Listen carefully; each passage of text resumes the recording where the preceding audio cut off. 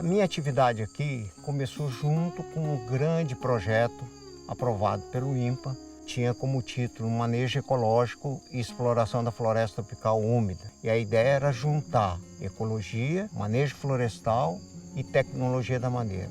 E eu fui contratado para executar a parte de manejo florestal.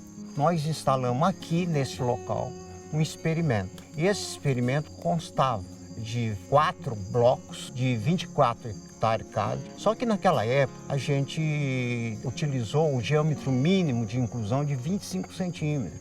Então foi quando em 1986 nós decidimos baixar esse diâmetro mínimo, baixamos para 10 centímetros. E com 10 centímetros nós estaríamos cobrindo 95% da biomassa e do volume da floresta amazônica. E feito isso, a gente começou o monitoramento. E então a gente instalou essas parcelas permanentes e 3 parcelas permanentes de testemunha. Aqui a gente monitora quase 2.000 árvores e a gente tem feito isso anualmente. A gente mede todas as árvores que estavam e que continuaram vivas e aquelas que saíram do sistema, que morreram de um ano para o outro. E para ter esse balanço de forma bem equilibrada, a gente também considera o que a gente chama de recrutamento. Então, aquelas árvores que em 1986 não tinha diâmetro mínimo de inclusão. Quando ela adquiria esse tamanho, a gente incluía nas nossas parcelas, nas nossas medições. Então, em 1987, a gente começou o trabalho de biomassa e já havia algum movimento, em direção da questão da associação da biomassa, carbono da floresta e essa relação com os gases de efeito estufa. Mas, na época, o maior foco nosso era a biomassa em relação aos nutrientes que a gente estaria exportando via retirada de madeira. Em 1989, a gente descobriu que o trabalho nosso envolvia 2 importantes precursores de gás de efeito estufa, que é o carbono e o vapor d'água.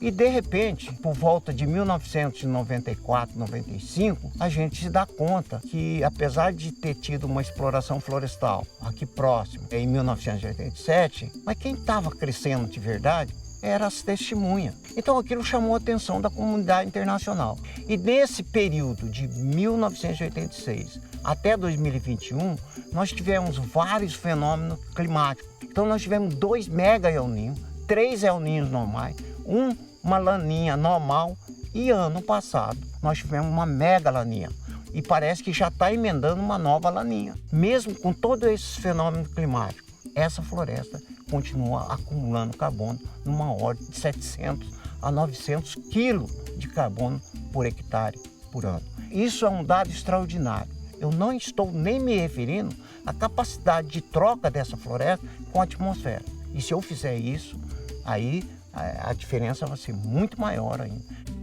E hoje que a gente começa a ouvir que a floresta amazônica deixou de ser um sumidor de carbono e passou a ser uma fonte de carbono.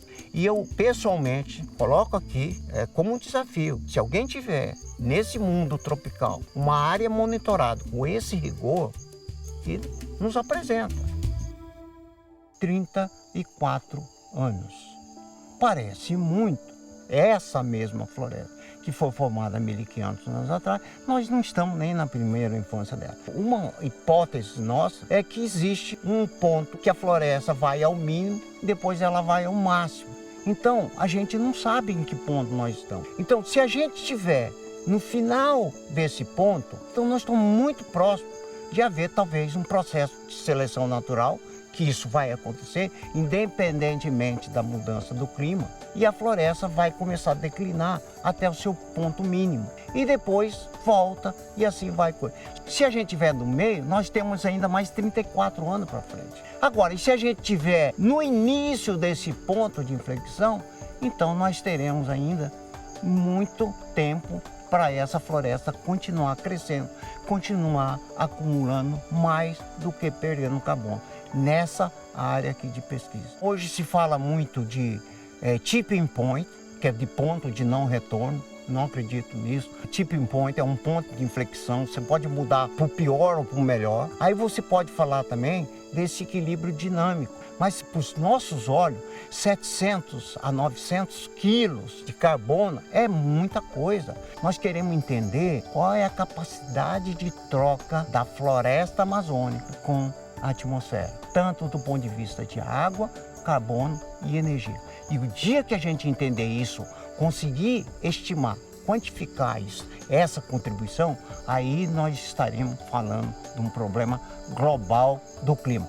Então, se a floresta manter esse ritmo de trocar 5 a 6 vezes, aí sim, realmente, o desaparecimento da floresta tropical pode desequilibrar o clima global.